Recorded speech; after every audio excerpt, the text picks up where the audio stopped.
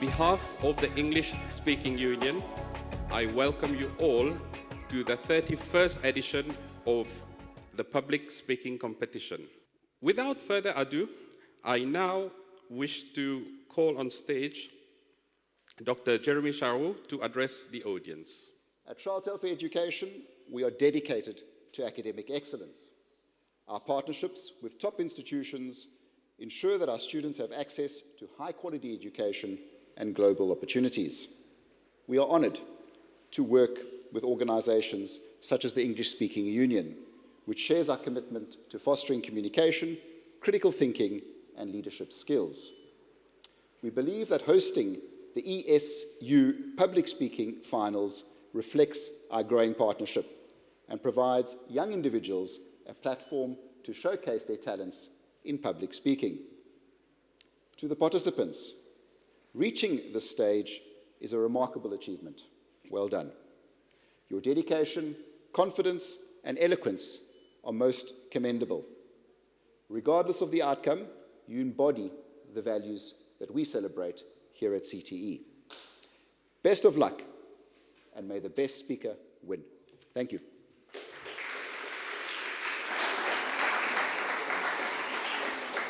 Now, ladies and gentlemen, let's give a warm round of applause to our President, Mr. Kevin Pater, and I now invite him for his address. Thank you.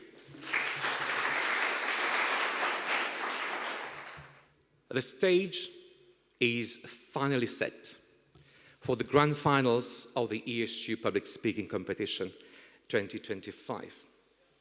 At this juncture, it would probably be appropriate to share with you, ladies and gentlemen, one of the techniques employed by some of the most impactful public speakers in world history.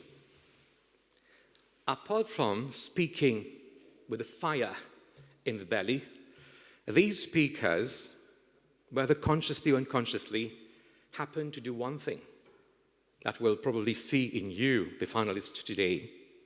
They normally paint with their words a mental picture on our minds. This is why coaches in public speaking would suggest that we begin our speeches with two magical words. And these two magical words are imagine, or the other word is picture. And then these great speakers will share a story with us, which they will so skillfully weave, insert into the main thread of their speech. As president of ESU Mauritius, I would like, in my humble way, to imitate Martin Luther King and say, I have a dream. And in fact, Martin Luther King was able to make us imagine and picture without actually using these two words. He invited us to dream along with him and see his dream as part of reality. So I have a dream too. I have a dream that one of you, the 9 finalists, will come back to Mauritius soon with a crown as the world champion in public speaking. We did it in 2009, thanks to Sébastien Ninkwak Long of Saint-Esprit. Let us go for it this year with a bang. I count on you. The theme for our finals is very thought-provoking, very profound. It's from Shakespeare, I quote, "We know what we are, but not what we may be," unquote. To members of the audience, I wish you a session full of fun learning. And to all the finalists, I can only say one thing: just relax, stay focused, and just seize the moment. Ladies and gentlemen, thank you very much for your attention. And now, last but not the least, I would now call Mr. Jonathan Culler, Public Affairs Officer of the United States of America, for his address. Thank you. Today, we don't just celebrate a competition, we celebrate courage, clarity, and the powerful voices of Mauritius' future leaders. It is a great pleasure to join you for the finals of the 2025 English-Speaking Union Public Speaking Competition. The U.S. Embassy is proud to support this initiative year after year. Why? Because we believe in the power of young voices to challenge ideas, shape dialogue, and lead change. This year's theme, "We know what we are, but not what we may be," is drawn from Shakespeare's Hamlet. Spoken by Ophelia, this line reminds us that while we may understand who we are today, we cannot yet see the full shape of what we might become. Our future is unwritten, but not unreachable. To the 9 finalists, congratulations. Being here is no small achievement. You've already proven that your voice matters. And we encourage you to use it to challenge, to inspire, and to imagine the future not as it is, but as it could be. And to the educators and rectors, thank you for your tireless work. You are shaping more than students, you're shaping Mauritius' future citizens and change makers. And to the ESU and to all of our partners, thank you for standing with us to promote opportunity, creativity, and the transformative power of the English language. As we listen to these young voices today, let us not only hear them, let us believe in them, because the future isn't waiting, it's already speaking, and it's speaking through them. Thank you. I hear Coach Jeremy Paxman. He says, if you have reached so far in this competition, you must know the rules. The timekeeper will ring the bell to start the speech. Again, at 4 minutes, 30 seconds, at 5 minutes, and at 5 minutes, 30 seconds. The speaker may be penalized if they speak less than 4 minutes, 30 seconds, or more than 5 minutes, 30 seconds. After the speech, you will be allowed 3 minutes for question and answers. And we want at least one question from the jury members. And the next question would come from the members of the public, people here. But it should not come from the same school. And it should not come from your teachers and from your parents, if anybody present here today. So the first participant to come on stage is Ayush Simadri Erkadu, Dr. Maurice Curie State College, and the topic is Who Lives, Who Dies, Who Tells Your Story? This speech will get me eliminated. In those 5 seconds, someone thought I lost confidence. Others thought I gained arrogance. And finally, some of my teammates or maybe my competitors thought I threw away my shot. But this was a psychological trap, ladies and gentlemen, to show you how we humans are so gullible that we predict the future with such little amount of information. To put an example here, here's an example of what I'm trying to explain. It's 2005, and it's the Champions League final in Istanbul. 2 teams are fighting for that precious trophy. On one hand, you have AC Milan, who have players such as Rivaldo, Guetzu, Maldini, Kaka. Yes, listen how I'm pronouncing the word Kaka, which is actually by Mauritian culture a way of pronouncing feces in Creole.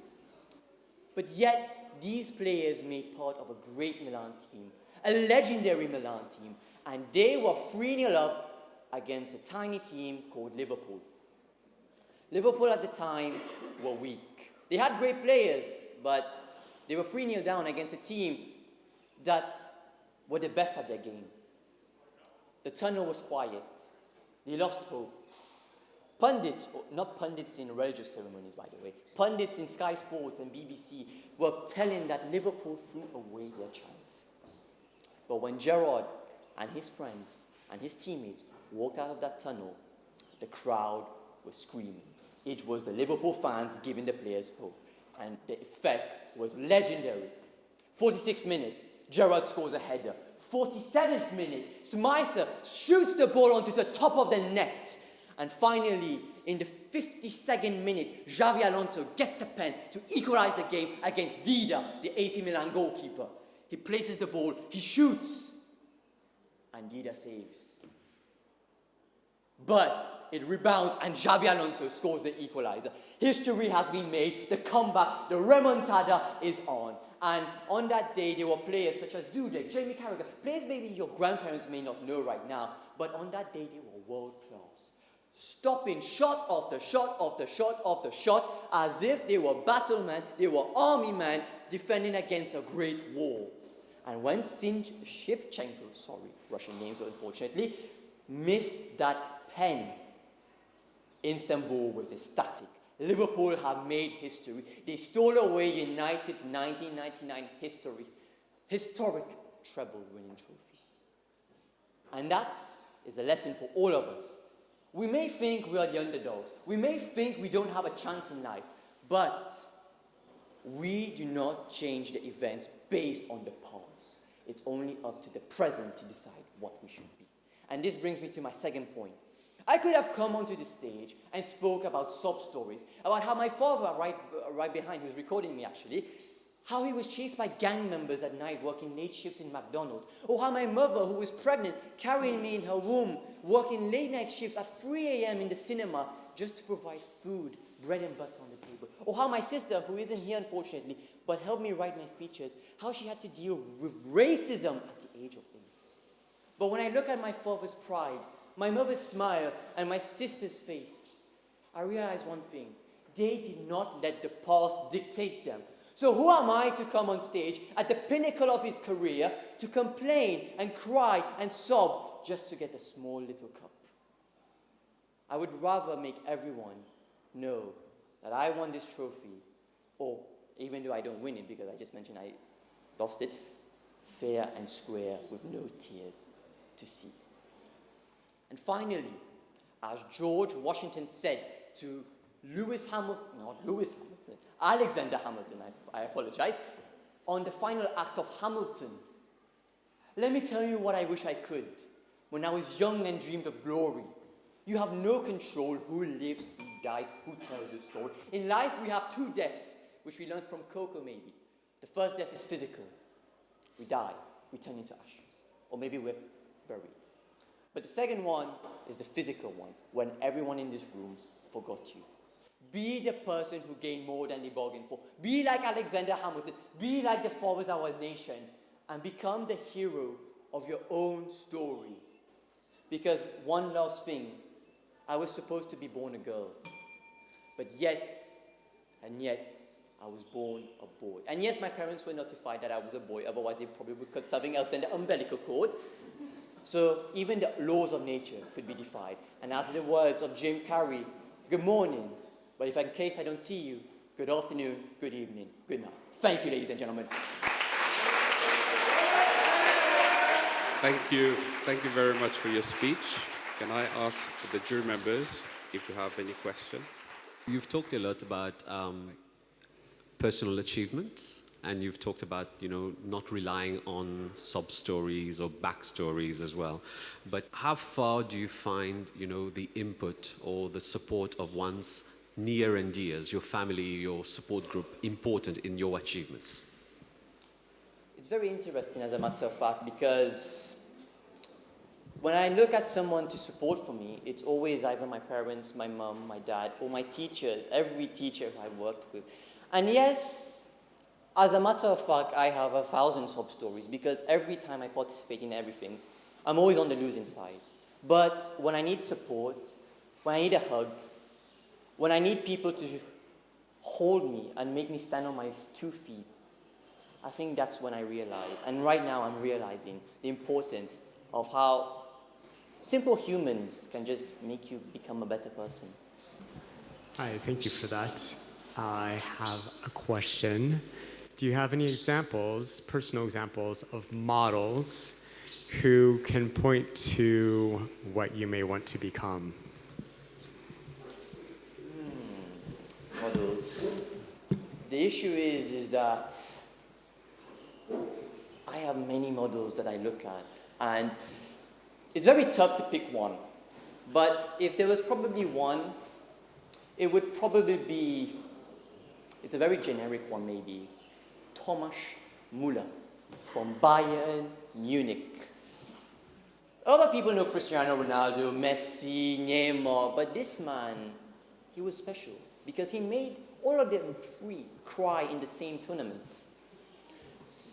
He is very underrated, as a matter of fact. He won a lot of trophies. He's still playing football, actually, as a matter of fact. But yet, we don't see his work. We don't see his work. But yet, when you see Thomas Müller right now, he's announcing that he's leaving Bayern Munich. It's only when he's leaving that you realize the amount of work he's done and the amount of achievements he did behind. And he didn't boast about his achievements. And that's the person I want to be, the person who's leaving the school, probably not recognizable since day one, but when I leave that school, everyone's going to be like, that guy, he did something special. Thank you. That's my answer. One last question. Anybody from the audience? I'll ask you one question. What would you say to someone who constantly refers to their sob story and they say that is what motivated them to become who they are? And for them, that sob story is, their push power. I believe sob stories, and I have a very working class mentality type of figure, that yes, the sob stories do help you.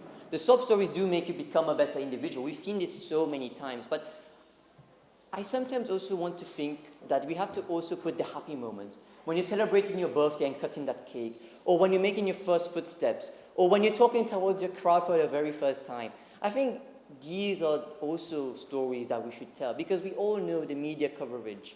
We all know how everyone loves to see the underdog story, but sometimes life is perfect, and we should be happy with what we have. Just like in Puss in Boots, my favorite movie, by the way, where there was this little dog character who was always jovial, but had a very sad life, but yet he never complained, and he had a happy ending that he wanted. So sometimes, maybe let's look at the glass maybe half full rather than half empty. Right. Thank you very much. Ladies and gentlemen, our next participant is from Rodrigues College, Mr. Casimir Stefan Ivanov, and his title is Knowing Who You Are, Conquering Who You Can Be.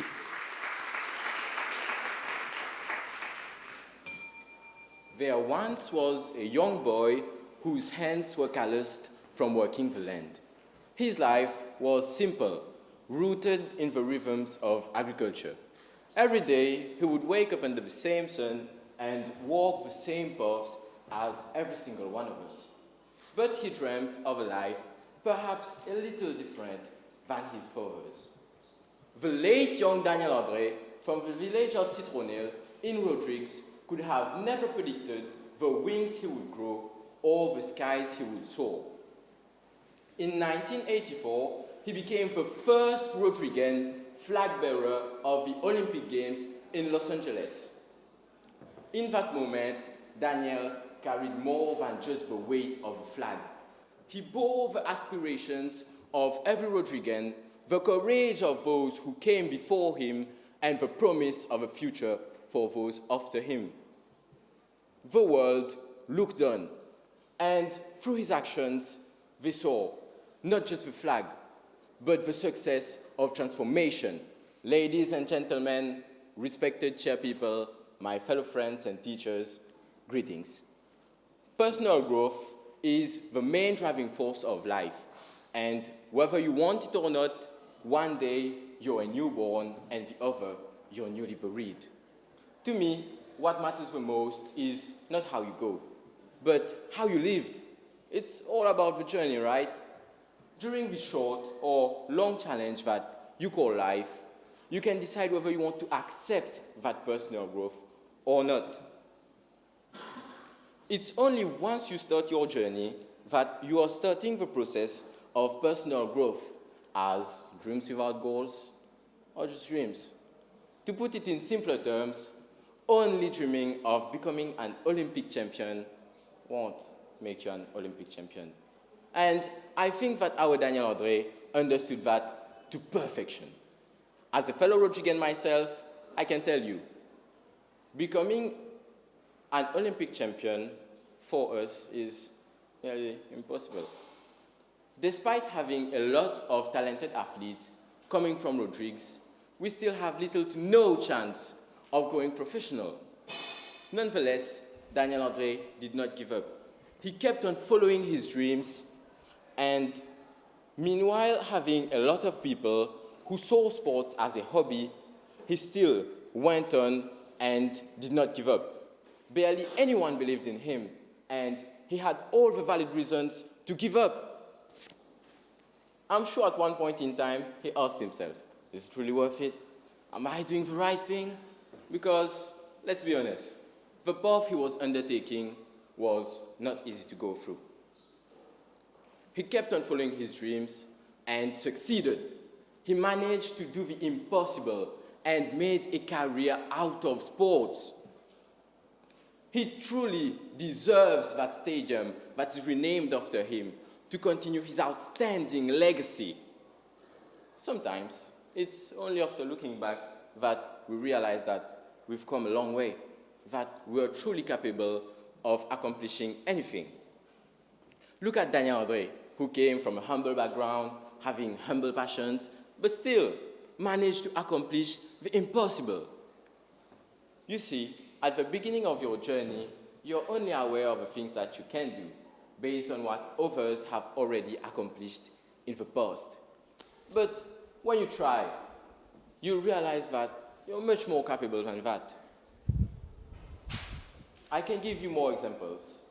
Think about Richard Nocolin, Eric Milazor, or even Christian Legentil. I'm sure all of you guys can go much further than those guys went if you actually believe and give yourself the time to. You know, it might be cold out there, then grab your coats. It's scary outside, then bring someone who you trust and makes everything better. You're scared, then don't forget to bring your flashlight at night in case you're scared of a dog. Do not be afraid of the unknown, as you may regret this one day because you never gave yourself the chance to become that person you may become simply because you stayed that person you knew you were.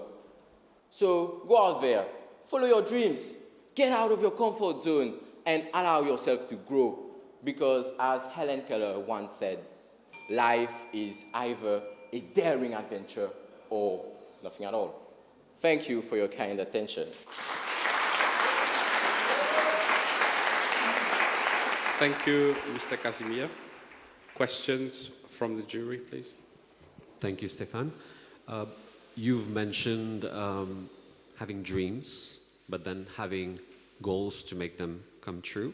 You mentioned hard work, going out at night, going out in the dark, venturing and facing the unknown. But what else do young Rodriguans need to be able to make their dreams come true? I think that we also need motivation and some kind of determination and passion for what we like, for what we want to do. Because you might want to get out and face the unknown, face the cold or the dark, but if you actually do not have a passion to do what you want, if you do not want to do it, or you do not have the determination or the required motivation, you might actually fail and you get discouraged along the way just because you did not have the required tools in order to go forward. Thank you for that. What are some examples of things that you've done to get out there? The biggest example is me standing here talking to a crowd full of people that I don't even know. I know the faces of maybe like 3 of you and the participants because I've talked to them, but otherwise I actually do not know anyone, and I am not used to doing those kind of things. So I got out of my comfort zone to be able to talk to you guys, and I'm actually very happy of it, and I think I'm going forward in life.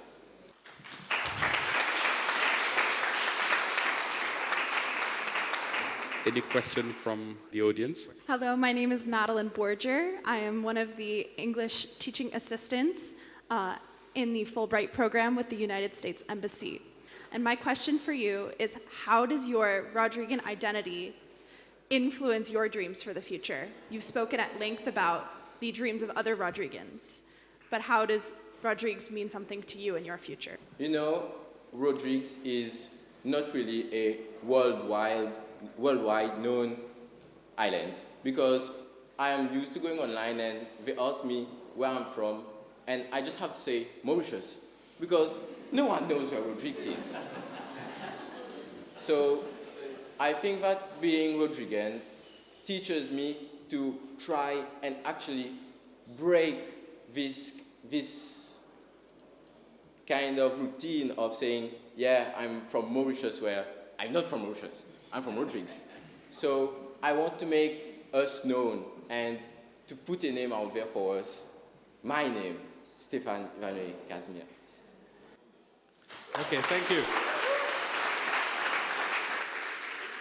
Ladies and gentlemen, the next speaker is from Collège Sainte-Marie. His topic is Seeds of Tomorrow. I welcome Matthew Emmanuel Ningchik-Wing for his speech.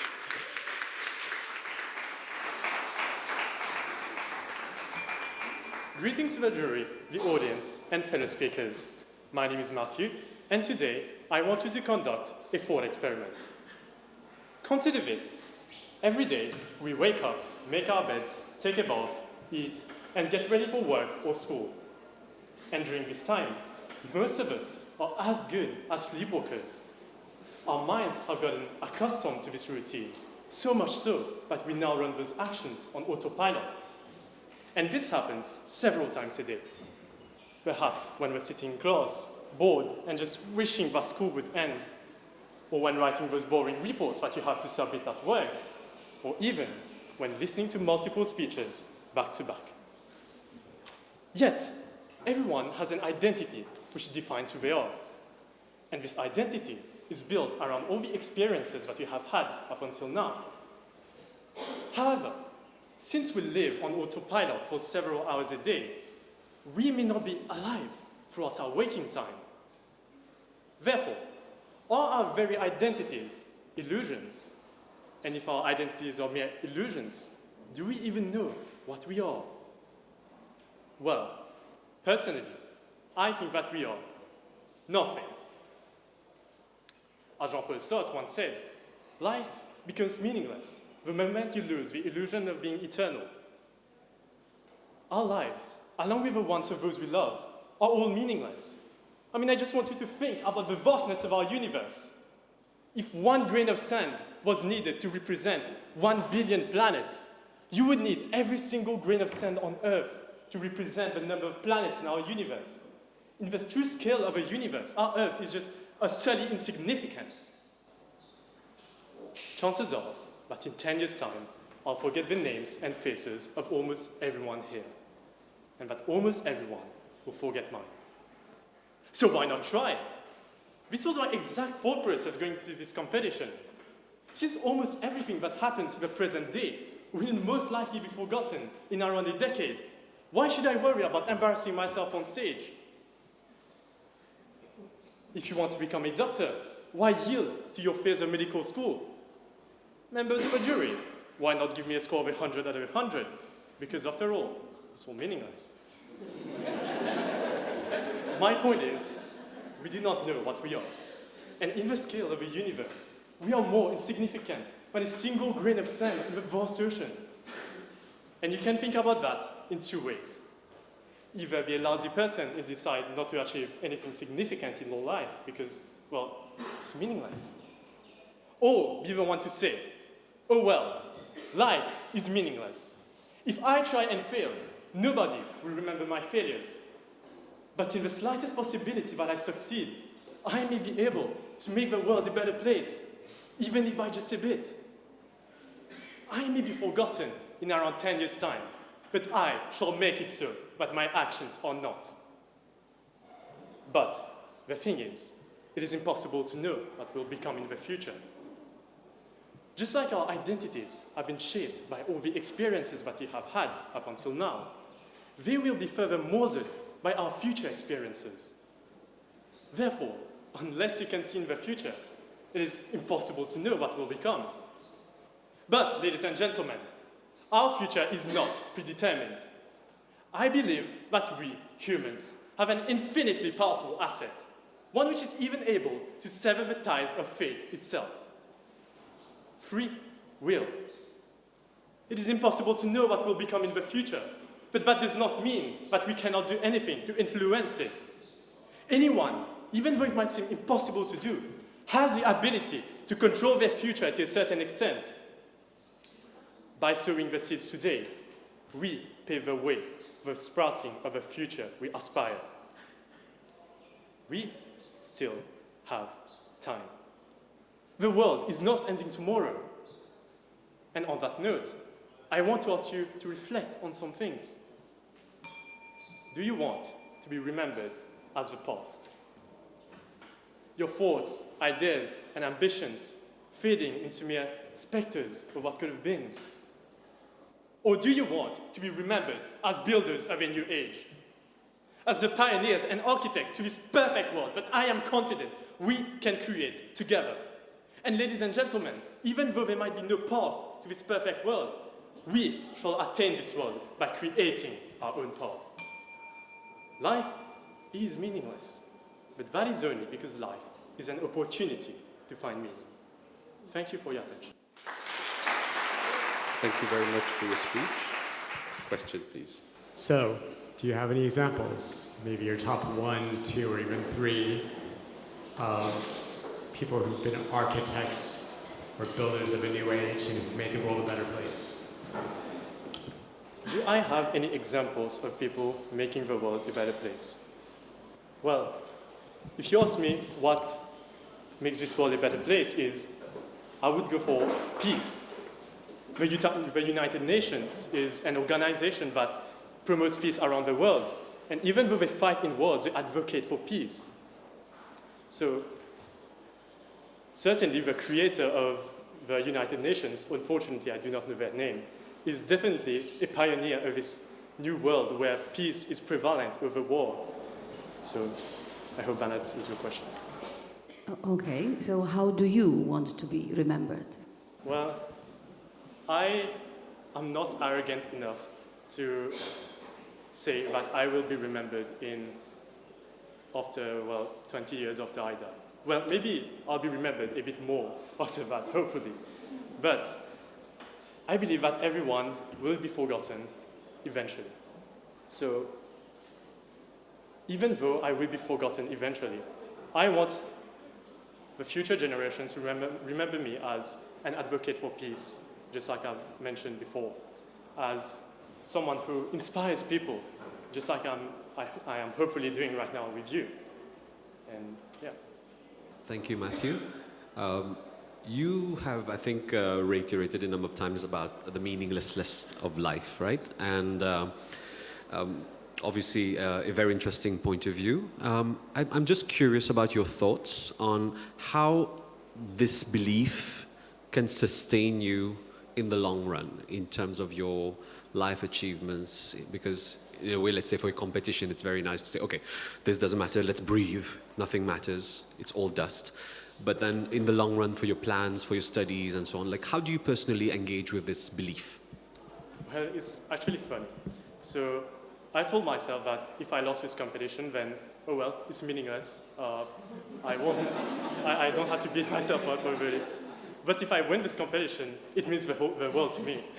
So my point of view is, whenever you have something that you want to achieve, just go for it. Because, as I said in my speech, I may fail, but nobody will remember my failures.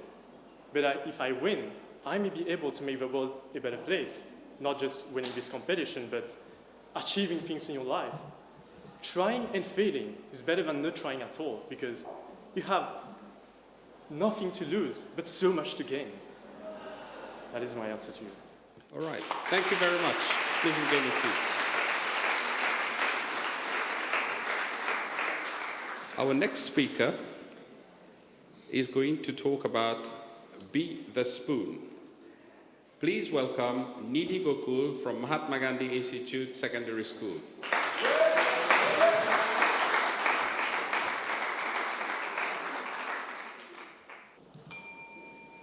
Have you ever tried to eat soup with a fork?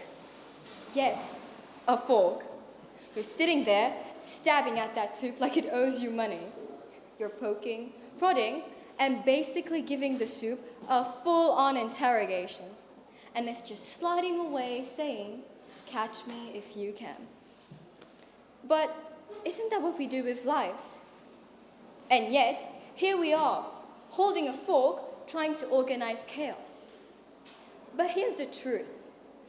We don't need to fight it. We just need to be the spoon.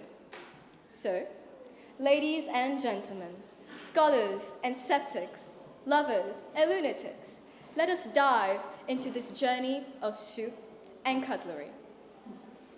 We know what we are: structured, careful, predictable, like that perfectly planned diet until someone offers free cake. But what might we become? Some of us are forks, neat, precise, trying to keep life in order. Others are spoons, chaotic, fearless, scooping up everything in sight. Forks are the perfectionists of the utensil world, sharp, serious, and a little too perfect. They love everything neat, but it doesn't always work in their favor. Like that one friend who sets 17 alarms and still sleeps through every single one of them. Folks like to believe that life is a checklist.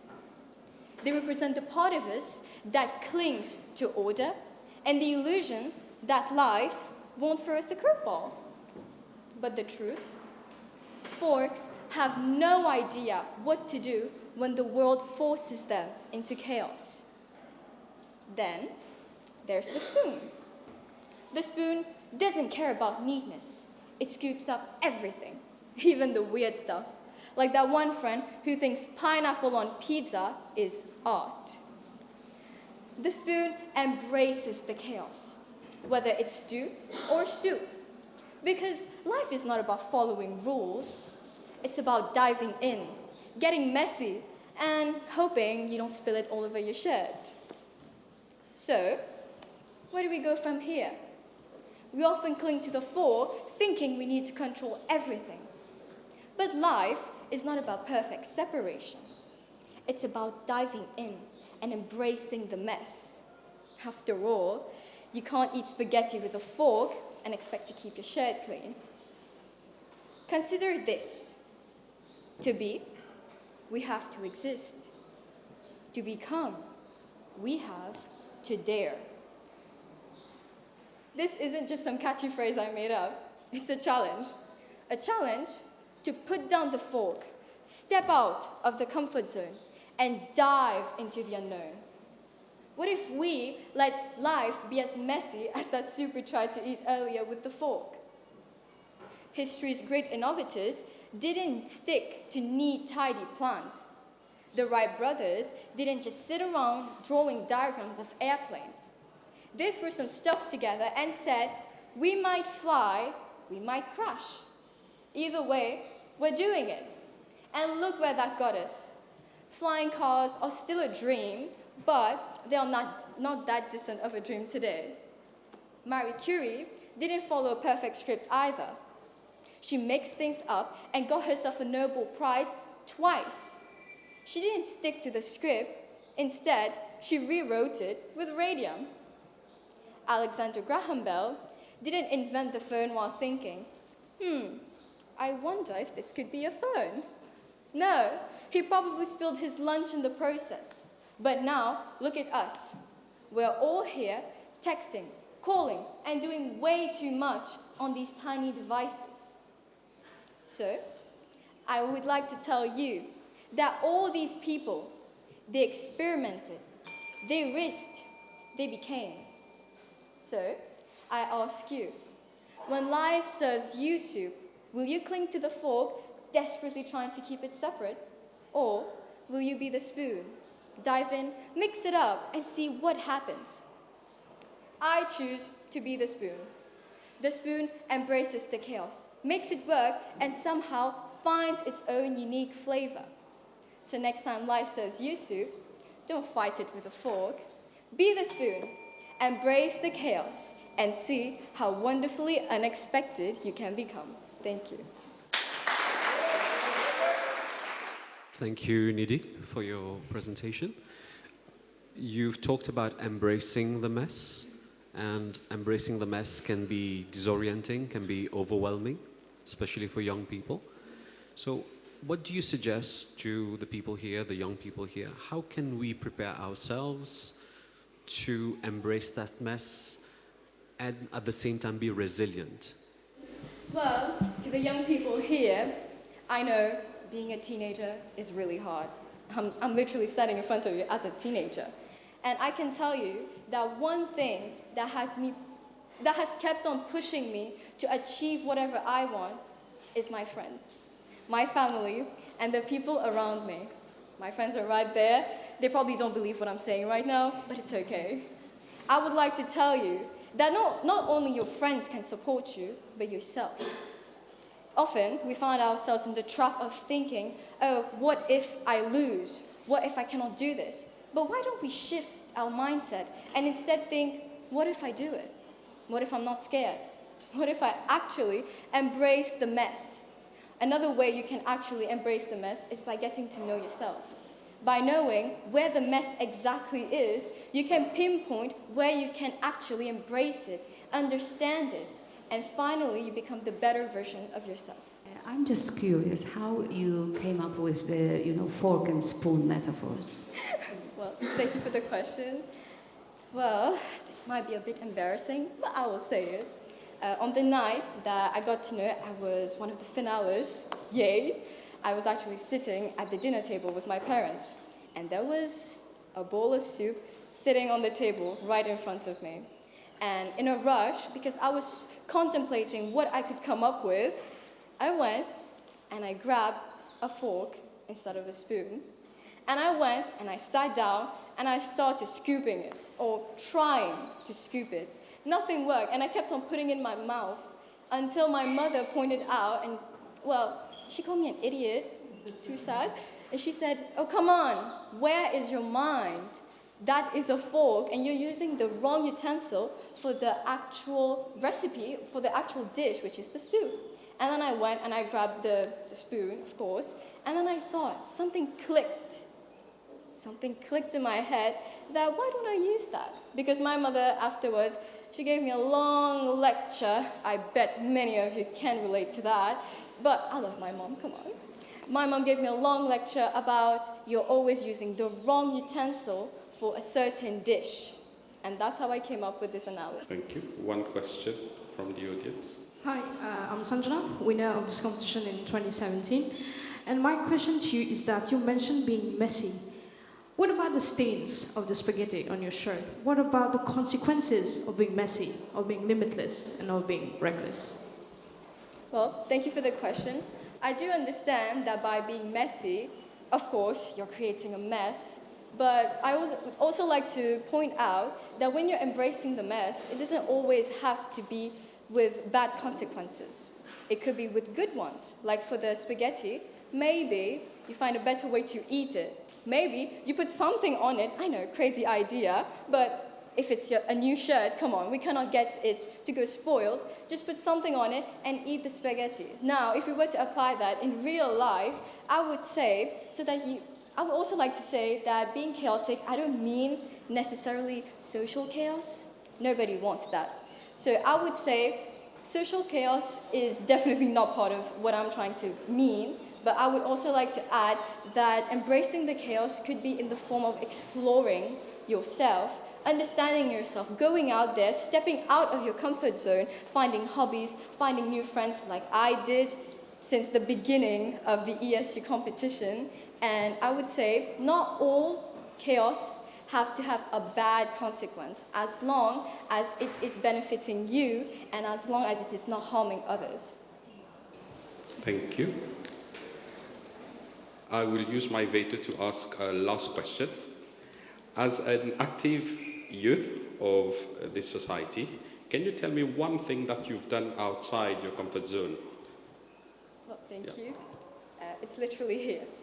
I'm standing in front of you right now. You probably don't see it. My head is rushing. I'm overwhelmed, but I'm not letting that get to me. I am answering your beautiful question right now, and I would like to tell you all, it is not easy being here. All the finalists, you guys can relate to that, of course, but right now I'm stepping out of my comfort zone. Usually, I'm an introvert. That would classify me as a fork by society's expectations. I'm a fork. But right now, by stepping out of my comfort zone, by talking to a crowd of strangers, I am embracing and I'm embodying the traits of a spoon. So you could say I'm sort of a spork, but yes. Thank you.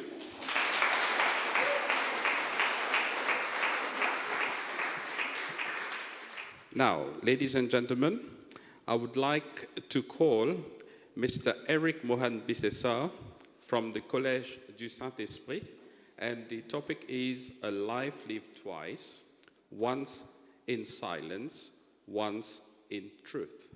Thank you.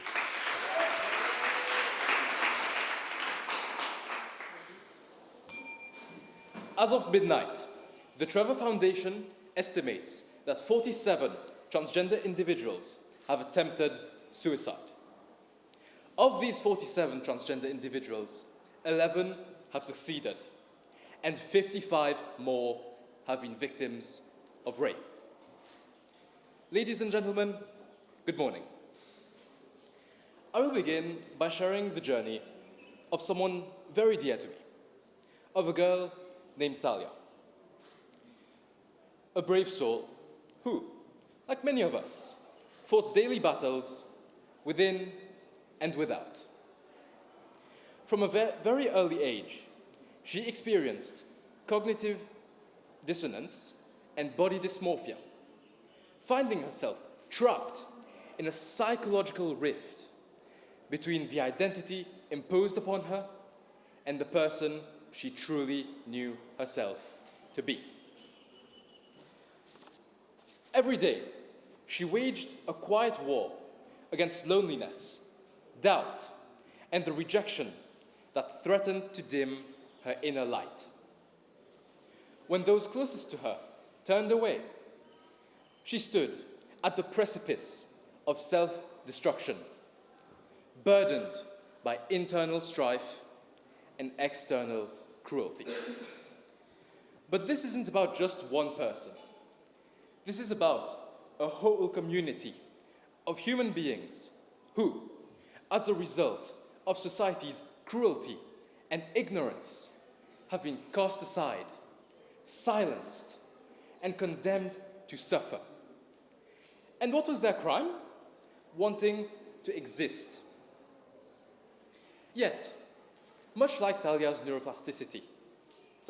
much like her brain's neuroplasticity, Talia changed, reconstructing herself in the aftermath of trauma. Deep within, she endured relentless self-doubt and a pervasive sense of inadequacy, struggling to reconcile her own identity with the world's narrow definitions. Their hearts bear the weight of a rigid society that disregards their existence, forcing them to suppress their truth or confront betrayal and an overwhelming struggle for acceptance. Externally, transgender individuals navigate a world steeped in prejudice and systemic exclusion.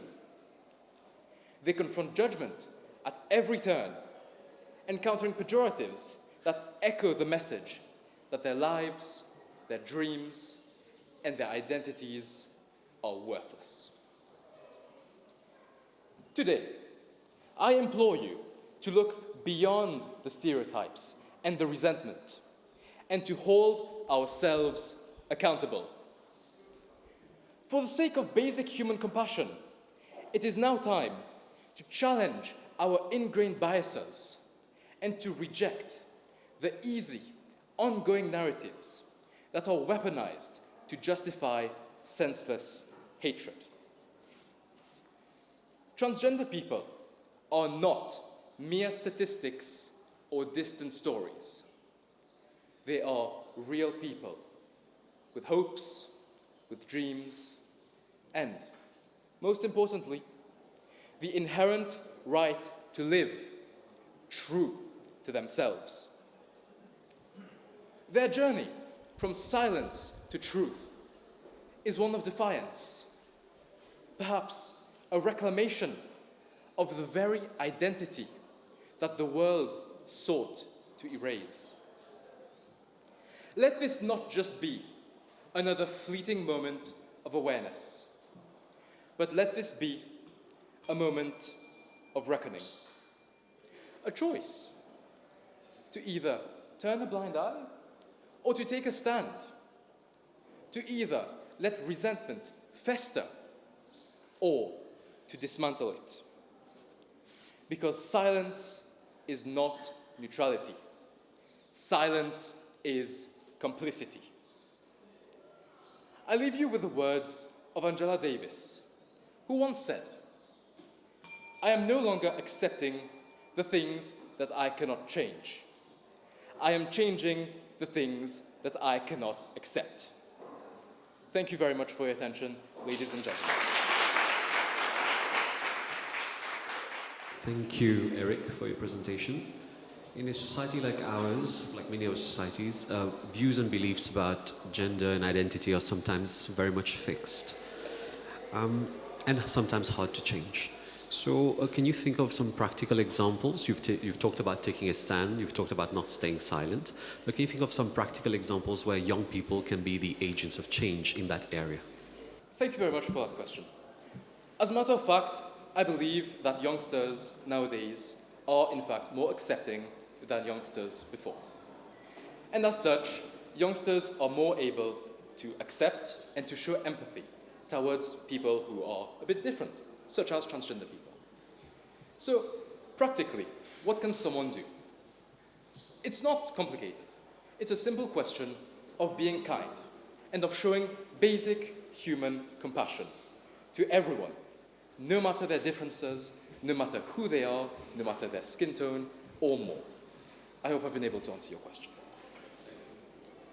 So it seems to me that the topic of your speech is about how society should treat people who are marginalized, not just LGBTQ people. Yes. Do you have some examples or some thoughts on ways that society can be more kind to people who are on the margins? Absolutely. The topic of marginalized community is something that is very vague. The marginalized communities throughout the world are, in principle, people of color, people of the LGBTQ plus community, and several other types of people.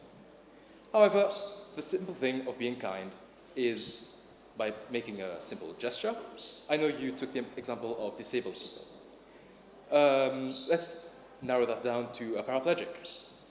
Instead of talking down towards the paraplegic, instead they should be encouraged to be a participating member of society. Rather than being limited by their disabilities, they should be encouraged to participate in sports, even though traditionally people might think that they can't. On the topic of people of color, how can we be kind to them? Well, I'll take the example of Martin Luther King. He had a dream where white people and people of color could coexist in harmony, where white children and children of color could coexist on the same playground. So, the thing of being kind starts with the education by parents towards their children from a very young age. I hope that's been able to answer your question. We have a question from the stage. I'm just going to quote the quote you said. The last line you said was, I'm changing the things that I cannot accept. How does that fit into your speech when people who, are in a position of things like transgender or the LGBTQ community, they could say the same thing. They are just changing things that they cannot accept. How does that quote fit into your speech, into your narrative? Thank you for your question. As a matter of fact, as some of you have mentioned previously, the transgender community is highly marginalized. I am changing the things I cannot accept by raising awareness of these issues that people face, by encouraging you, members of the audience and members of the jury alike, to be kind and to show compassion. So that is how I personally am changing the things I cannot accept, which is for people to be marginalized. I hope that answers your question. All right. Thank you very much. Please take your seats. Ladies and gentlemen, we are halfway through. Thank you for your patience. Now, the next speaker is from Le Bocage International School, Nivriti Sundarasan. The title is The Alchemist. Thank you. How many times have you told yourself, I'll do it tomorrow? How long have you been waiting for the right moment? Ladies and gentlemen, good morning. I want to talk to the version of you that feels stuck. Yes, you. There's a certain comfort in believing we know who we are. We tend to define ourselves by our habits, our history, our Facebook feeds. I used to say things like, I'm just not that kind of person, or that's just the way I am. And the more I repeated it, the more it felt true. Familiar, fixed, final. In life, we rarely stop to ask, what part of me hasn't had the chance to express itself? What inherent potential is still dormant within simply because life hasn't demanded it yet? And I think that's where a lot of people get stuck. Because we're comfortable. Because what we may be is uncertain. And uncertainty feels a lot like standing at the edge of the precipice of failure. Philosopher Soren Kierkegaard once said, life can only be understood backwards, but it must be lived forwards. Forward, that's the hard part. Because forward means letting go of who you've been even before knowing who you can become. And psychologists call this fear of change a fixed mindset, the belief that your traits are set in stone, that you're either confident or not, smart or not, worthy or not. And that mindset doesn't just keep you stuck, it keeps you from ever evolving into greater possibilities, and that is where the alchemist must come in.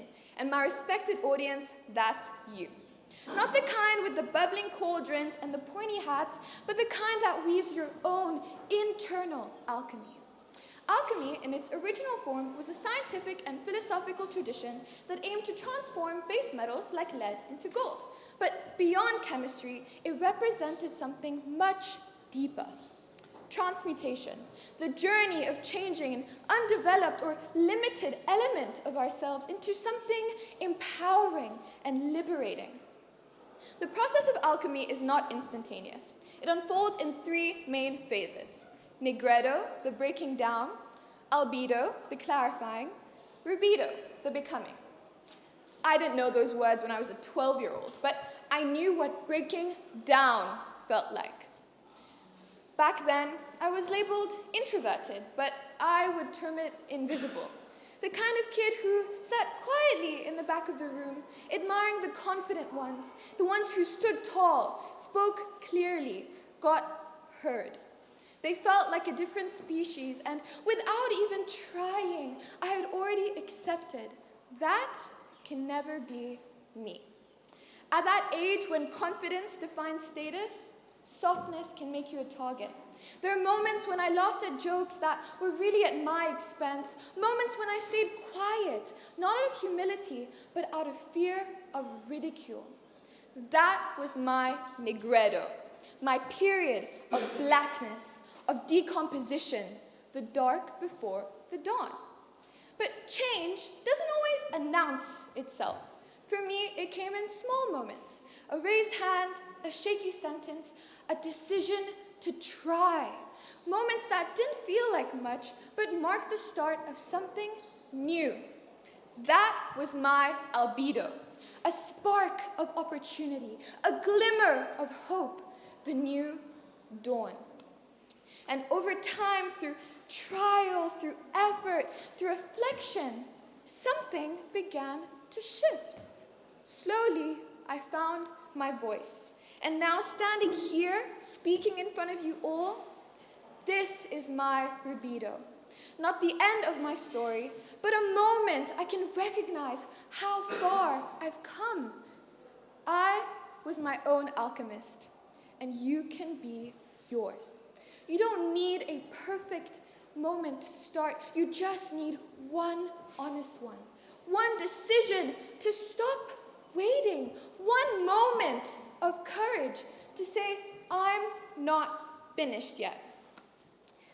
And to the version of me who felt stuck, we made it. And to the version of you who still does, you will too. Thank you, ladies and gentlemen.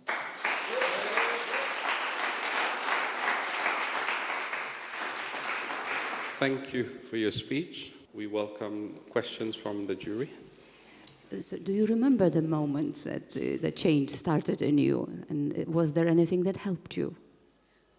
Thank you for the question. For me, it wasn't just one small moment that made me realize I wanted to enact change within myself. It was multiple moments. It was times in break when students wouldn't sit next to me because they knew I wouldn't talk. Moments in class when the teacher didn't even bother looking at me when she asked a question.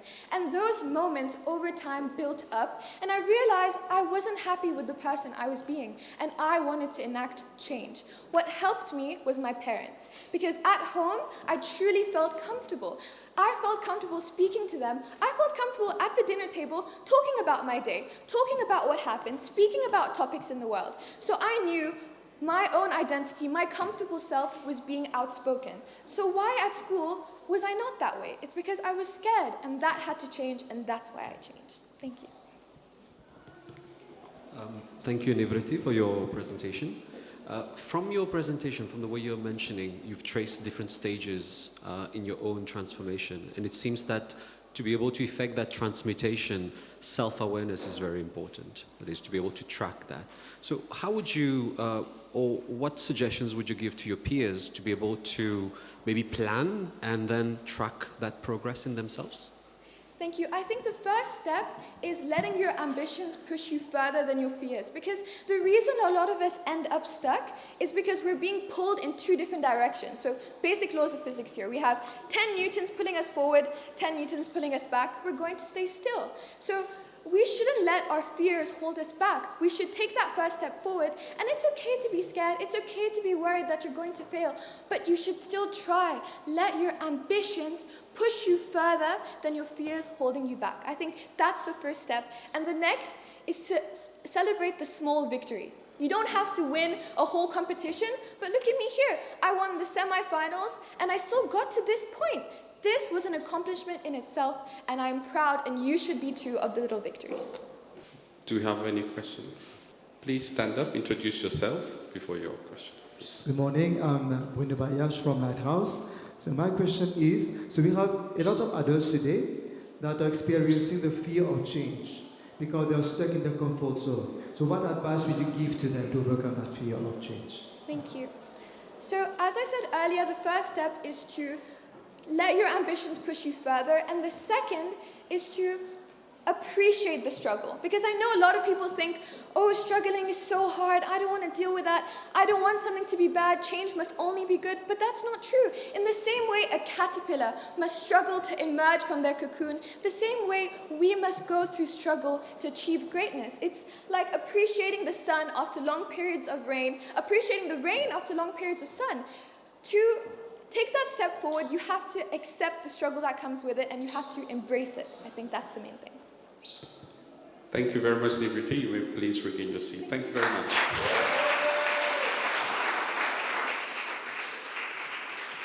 Ladies and gentlemen, the next participant is from Emmanuel Anctil State Secondary School.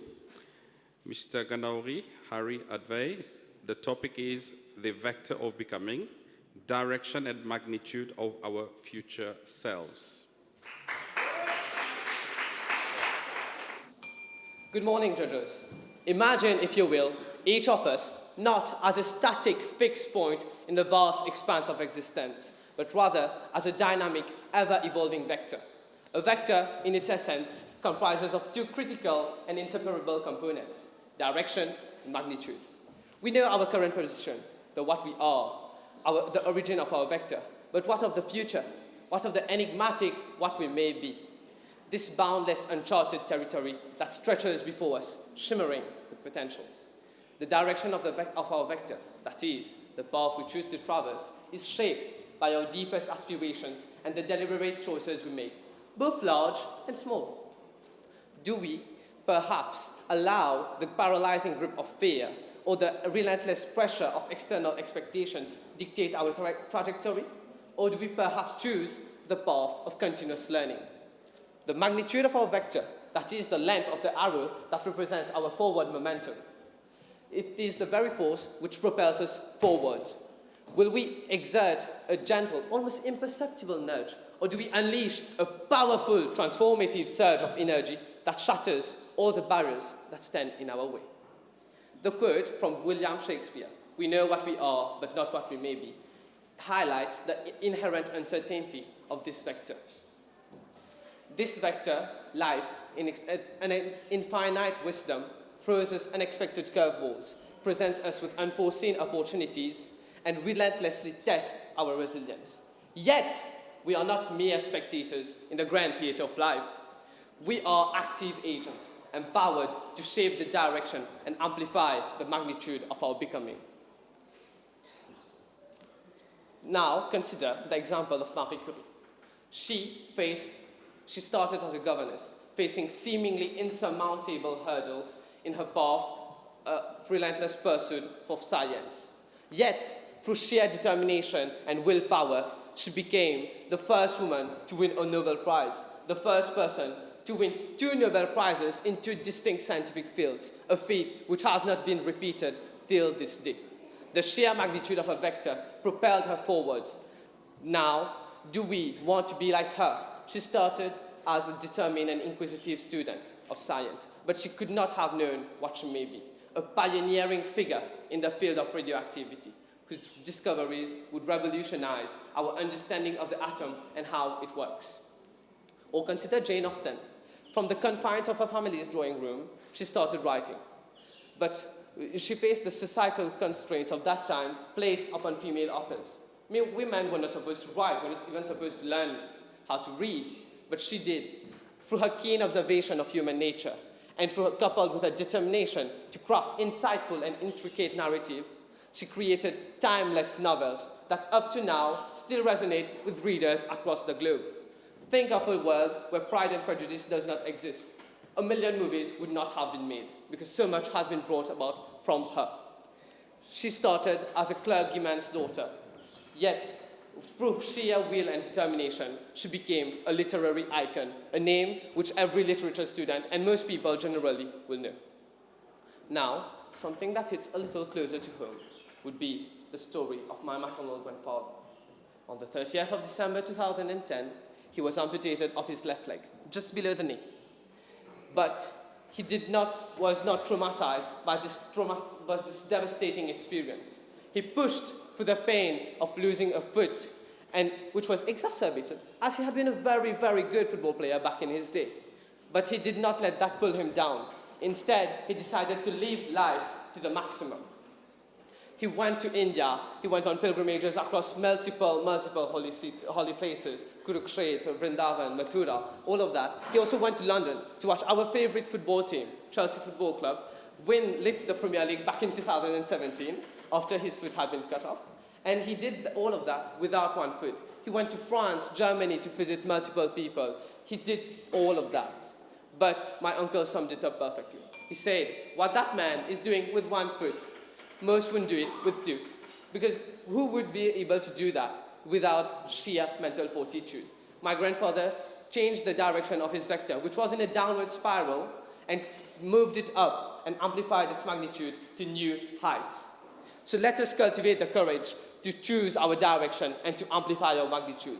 Let us become the best version of ourselves and fully realize the boundless potential of what we may be. Let us embrace the inherent uncertainty of life and of our vectors and realize that it is in the unknown that we find the greatest opportunities for growth. Thank you.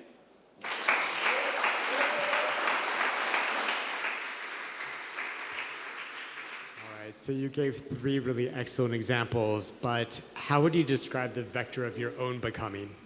The vector of my own becoming has, I hope, from my perspective, it has been on an upward path right now, because last year I was a semi-finalist.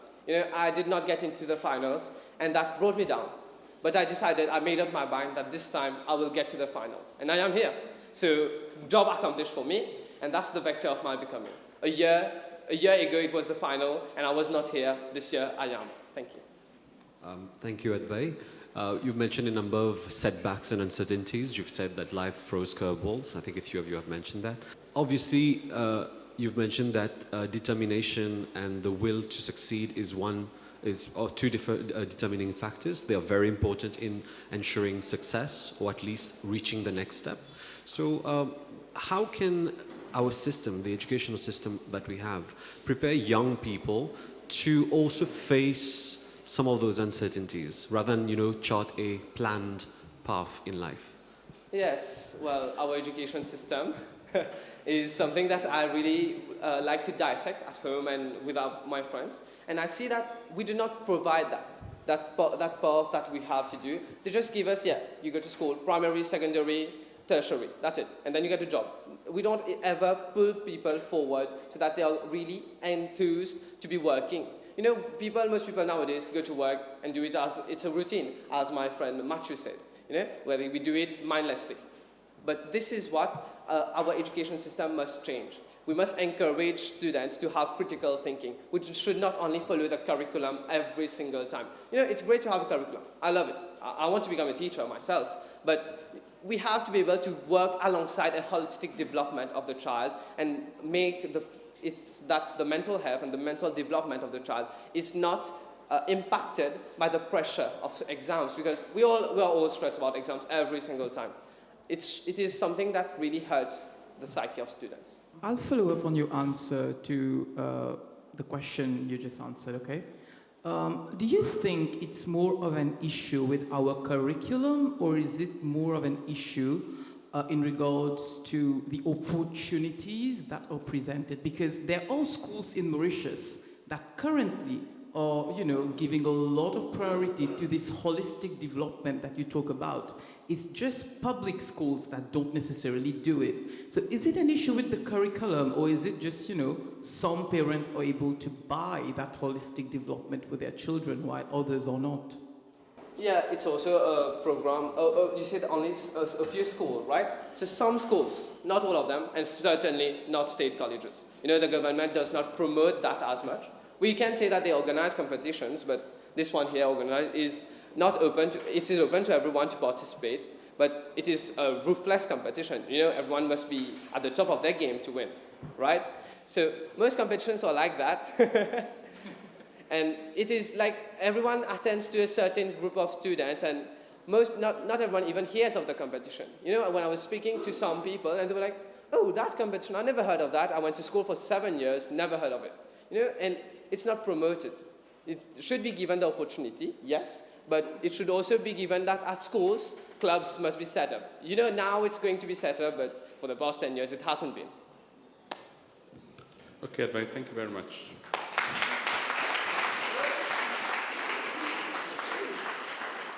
We have 2 more speakers left. The next speaker is Jan Pouchon from Lighthouse Primary and Secondary Schools. The topic is your unwritten journey. What you do now will obviously have an impact on your future. But does that mean that your journey have been already written? Ladies and gentlemen, members of the jury and contestant, my name is Sean. Greetings. What you do now does not define you in the future. Because I can stand here saying this because I am a living testimony of this.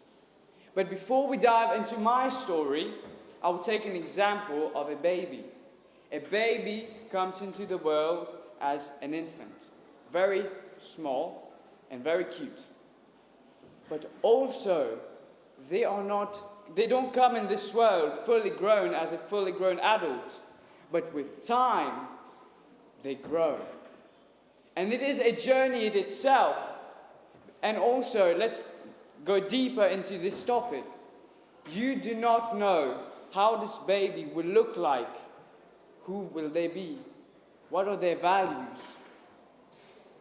But I'm also sure that we all have that one friend or that one family member who, when you look at them, you are so proud of how far they came. Where they were and where they are at now. You look at them, you say, I am proud of you. And for my friends and my family, this someone was me. I am not patting myself on the back here, but I am telling you my journey. Because many of us don't know this, but I have dyslexia. I don't suffer from it, but I just have it. And being dyslexic means that you don't know how to read or how to write. And now you add to not having a proper school with the amount of good support, you turn out not to be the great person. You're not someone who people want to be associated with. And I was this person. I was one of the worst troublemaker. Teachers did not like me. I was a bully because, let's face it, if you cannot do good in school and you don't have supportive teachers, what else can you do? Only just to try to find an identity. And mine was to become a bully. I had a lot of friends, but they were not friends for me because they liked me, but rather they were scared of me. But this did not stop me there. I started to believe that I was a failure, but one day there was a psychologist came to me and gave me a letter. And she told me, give it to your mom, don't read it. You see the ironic there? I cannot read, obviously, because for them I was a joke. For them I was the best joke ever told in the staff room. But then I gave that letter to my mom because I also wanted to know what was in there. And I did. And my mom held her tears back and told me to go play. And I did so. I didn't ask any question because I saw her eye started tearing up, so I just did what she told me. And years afterwards, I started changing. I went to a better school with better teachers that strengthened me, who believed in me. Just to let you know, I was never an English speaker. When I went to my school now, Lighthouse, I was nothing. I could not know how to read, know how to write, or speak English. But look at me now. And to go back to this letter was given to my mom.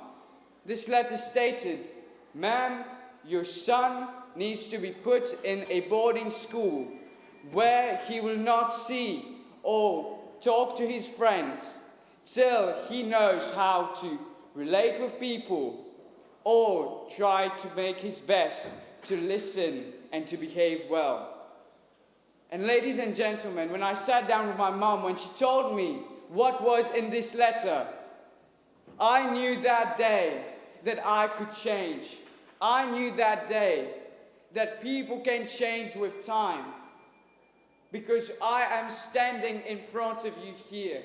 I am staying in front of you saying that people can change with time because I am a true living testimony of it. So go and write your own journey. Your journey is only for you.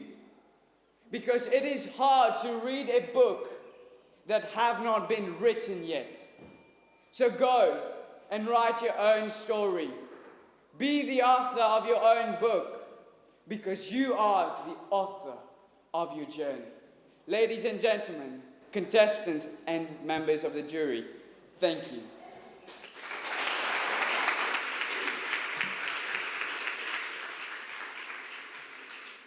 Thank you, Sean, for sharing your story. Hidden conditions, and when I say hidden, it's like not visible to other people. Hidden conditions or hidden disabilities are sometimes, underrepresented in the media. People don't talk about it. And although we do have institutions now looking after this, addressing this issue now in mainstream society, we do still see that a number of people still are not aware of these issues. And thank you for sharing that. So if you had to have like one takeaway message that you would like your peers or the adults here to have from your own story, what would that be? It will be that you can do anything you want. No matter what you are now, you can still change what you will become in the future. My story is a testimony that people can change. I want you guys to take home that people can change. You just have to believe in them and give them a second chance. Thank you. And can you tell us a bit more about how the teachers helped you? Because you said in your first school the teachers were not so good, and in the other were better. Well, in my old school, I was treated that I will never achieve anything in life. I'll be a failure. But when I went to Lighthouse, there was so much support there. I did not learn the same way as other students did. And my school, my noun school, they started working with me. They did not say, okay, we are going this way, but they said, how can we help you to improve? They sat down with me when I did not know anything. Words by words, they made me able to read books now. So how did they help me to improve is that they showed me the support that I did not have. Instead of just saying that I'm a failure, they believed in me. And this is why I'm standing here in front of all of you. Okay, thank you very much, Sean. Ladies and gentlemen, we have come to the last participant now. I would now call Miss Keshi Bishu from Dr. Maurice Curie State College, and her topic is the flawed mediocrity.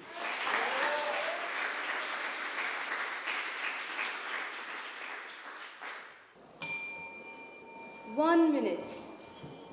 1 minute is all it took for a little child to lose her confidence. I might cry while I'm saying this, okay? I just don't mind, it's a personal story. One night, during a family dinner, everybody was sat down, the little girl with her close ones, all sitting around the table, chatting happily. At 1 minute, the girl made a joke. Yet, no reaction. Silence. It's as if she didn't talk at all, you know? And then the one next to her made the same joke again. They repeated the joke. Repeated. And the table erupted with laughter. Now the child, 50 seconds, started questioning, well, did they not hear me? Well, did I speak too low? Did I actually speak? 40 seconds. Everyone was eating. It was normal, right? The child kept on playing. What just happened? It was still playing in her mind because it affected her in a way, right? She started questioning herself. Am I adopted? Whoa, hold on, this is not normal. At 30 seconds, this lump in her throat started growing, tightening. Eyes red. Nobody noticed. 20 seconds. She was the quiet one. Nobody noticed. 10 seconds. 8, 6, 4, 1. I'm not that important anyway. And that's the conclusion she came to when she realized nobody heard her. I'm not that important anyway, so, well, let me form a version of myself that I will carry forward in the world of tomorrow. Yeah, I am still shy, I am still soft-spoken, That is not my weakness, but that was the version of herself that she carried out there. And that's a version that I call a flawed mediocrity. I was not satisfied with who I was at the time. That was not me, right? She was flawed. The expectations were not met. A flawed mediocrity. And then it happened to me. Haven't we all been in a situation that makes us question our worth? What do you bring to the table? Oh my God, what did I do? Oh my God, I'm not good enough. Or, oh my God, that's an achievement. Oh my God, I am so great. But then the question comes again. Who I was and who I am becoming. I was a shy girl, and people tend to call me an introvert. We are 3 girls in the finalists, right? And all three of us, we've told you, people consider us introverted. I am not an introvert. I just don't talk much because I don't know what to say. I don't know what to say. What do you want me to do? Okay, hi, this is my baseless expression. Yeah, no. When I talk with purpose. And that is something that I've learned to do with time, right? When you meet people, you connect with people, etc., and you grow. That's how you grow. You meet people, you talk, you get out of your comfort zone. I didn't know this was serious, right? I still tell my teacher, I didn't know this was serious like this. But here I am. A flawed mediocrity. A friend told me that there exists a version of you, a version that is different in every single person you come across. You might know me as, oh my God, what is she doing? You might see me as, oh God, she's mean. Someone else might say, oh, she's timid. Do I even know myself at this point? The irony here is I am supposed to be the one who knows myself the best, yet I do not know because I am changing constantly. So what can I achieve? You've all said, I can achieve much more than I expect, right? The me in the past, a very important character in my life, the me in the past and the me in the future, are both, in their own ways, flawed mediocrities, right? In that timeline, they don't meet the expectations. They are flawed. And yet when I tell you the present me is accepting that I am a flawed mediocrity and I am transitioning into the better version of myself. Because today I stand and I tell you, yes, I am a flawed mediocrity, but I am proud to say that I am that. What does the little you tell you? My little me brought me here. Please listen to what little you is saying. Thank you.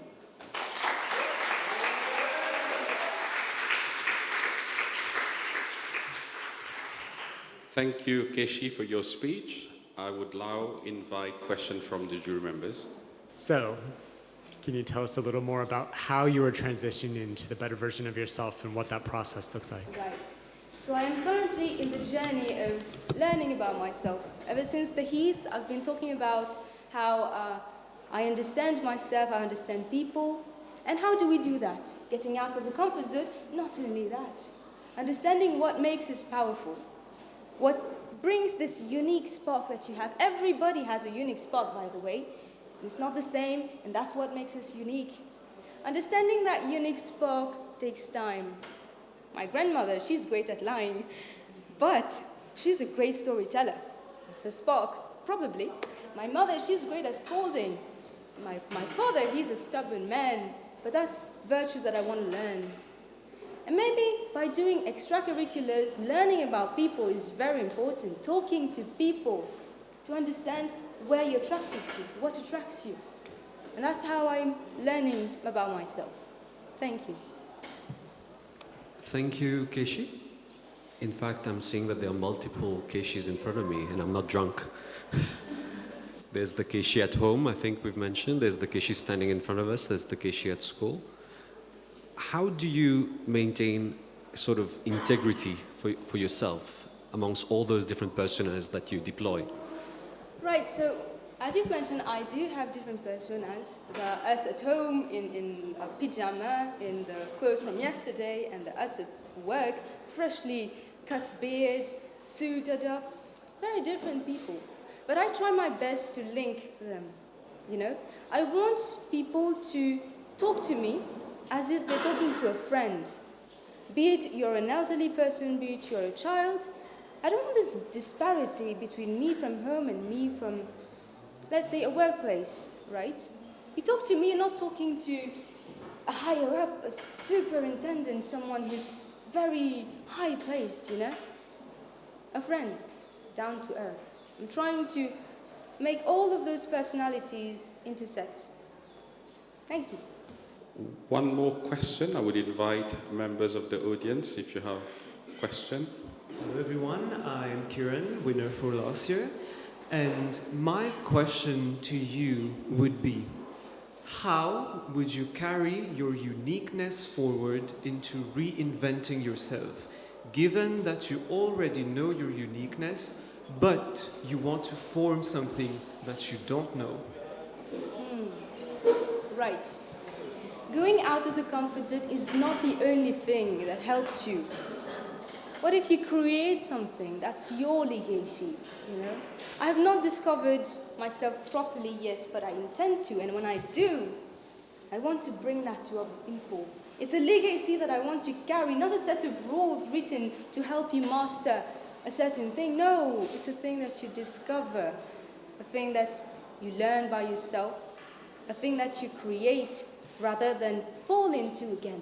Not a system, something that you put out there. It's you, me, what you are getting from me.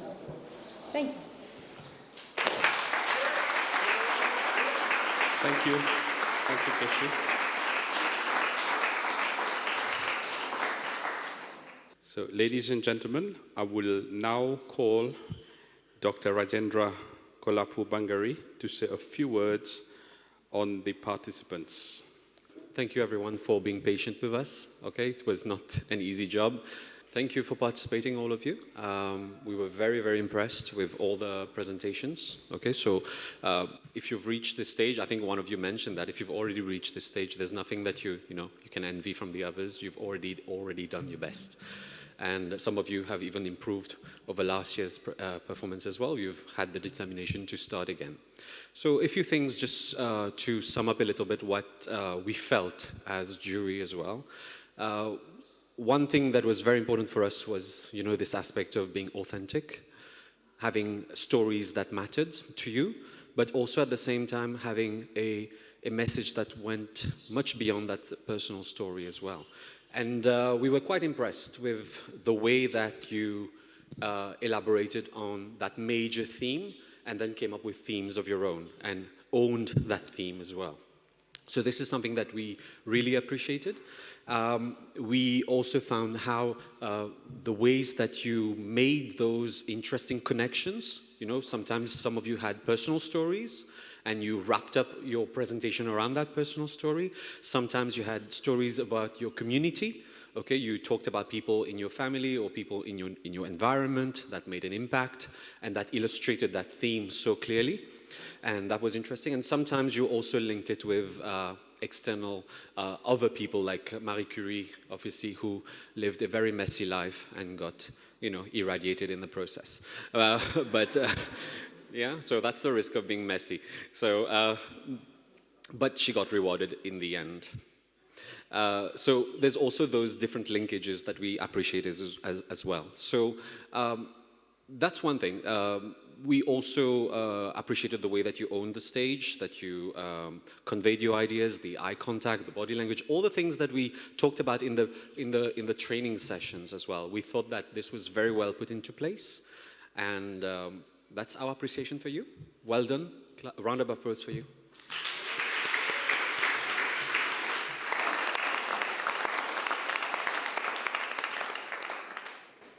Thank you, Dr. Rajendra, Vice President of the ESU. Now, I will invite Kevin Patel to come forward. Mr. Deepak Mantwa. Jonathan Kelly, please. Mrs. Kanya Santoki, and Mr. Chan from British Council. I will call the names of the finalists. So it's in no particular order. So I'm going to call the names and you please come forward. Take your certificate first from Kevin and then you move around and then you please stay in the middle for a group photo. The first name here is Matthew Emmanuel Ning Chitwing, Collège Sainte-Marie.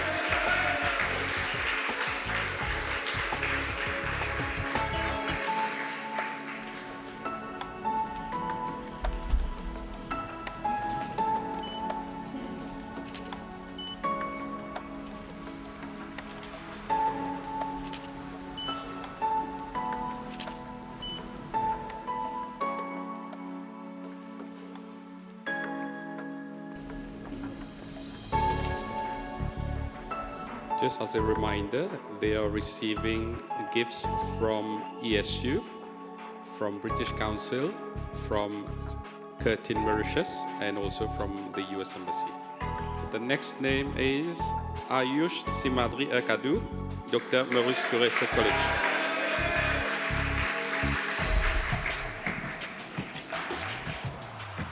Again, I need to remind you that this is in no particular order. I just reshuffle them. Okay, I'm shuffling it again.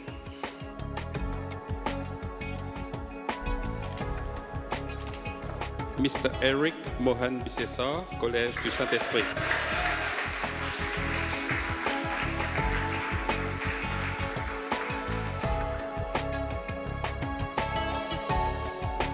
We also have a special prize by Mr. Kobilen, and it's being handed over by Mr. Deepak Mantra.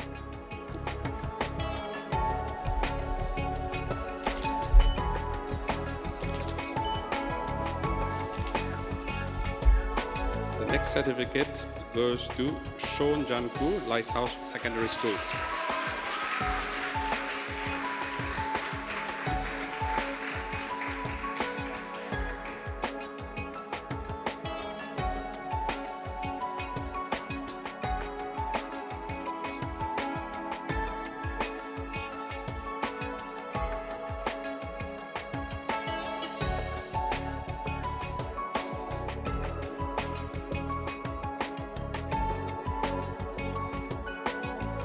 Keshi Bissou, Dr. Maurice Curie State College.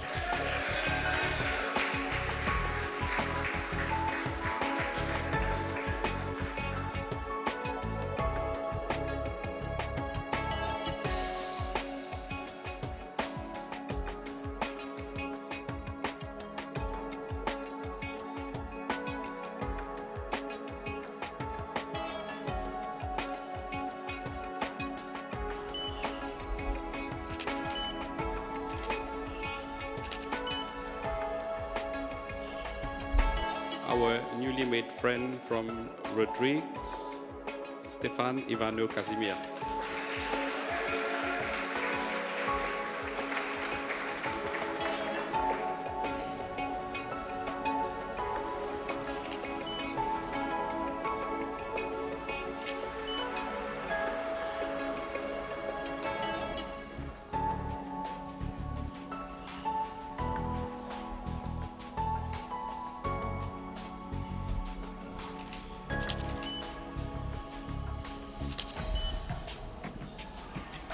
Hari Advay Ganauri, Emmanuel Anctil State Secondary School.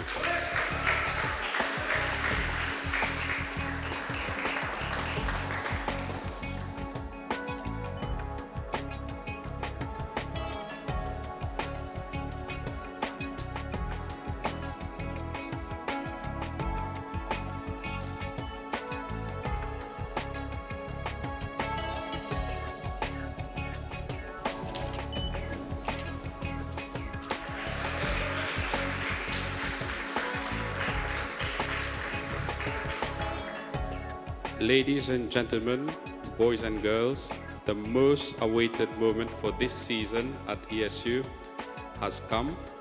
The winner will be representing Mauritius at the IPSC, which will be held in London in May this year. And the runner-up will be replacing the winner if, for some reason, he or she cannot make it to London this year. Okay, so that's why we want equal clapping. Okay. And the winner of Public Speaking Competition 2025 is Niviti Sudarsanan from Le Bocage International School.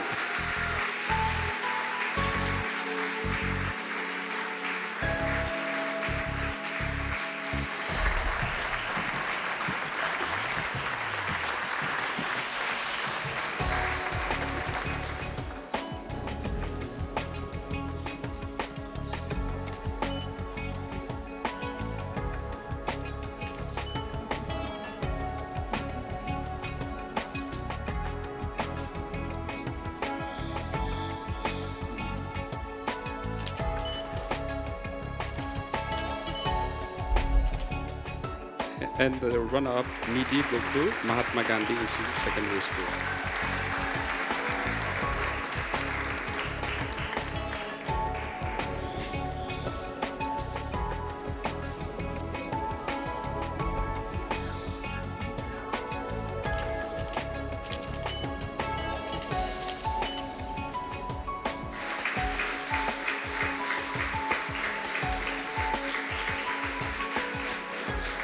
This moment definitely feels super surreal for me, and I wouldn't have expected to be here, and I wouldn't have been able to do it without all the other finalists being super supportive. Mr. Kevin, my English teacher, I had so many people supporting me, and I wouldn't be able to do this without them, so thank you to everyone, thank you to my parents, and this moment is definitely very surreal. All the finalists deserve to be in London with me, so I feel super grateful for this opportunity. Thank you. The public speaking competition was first launched in 1994 by the late Sir Victor Glover, the former founder of the ESU Mauritius and our patron. It offered a platform to students to engage and exchange of ideas, opinions, and to enhance their public speaking skills and critical thinking as well.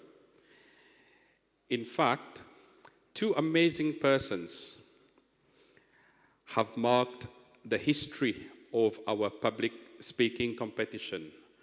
First, the late Sir Victor Glover, who passed away in 2020, and also the late Sanjit Tilok, who passed away in 2019.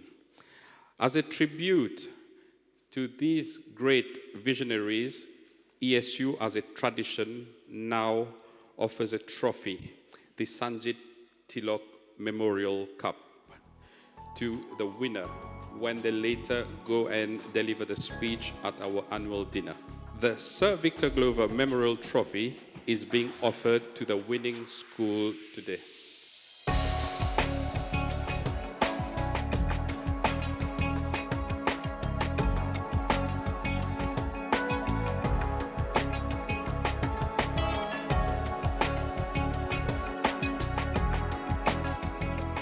It's a very proud moment for the Bocage community, and I dedicate this Memorial Cup to the whole of the Bocage International Secondary School.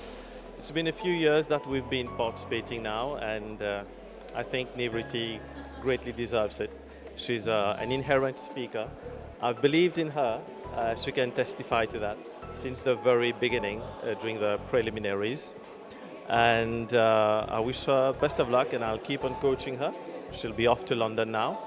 And I would thank our main sponsors, Charles Telfair, without forgetting ESU, who gives this platform to youngsters like her so that they can express their opinions.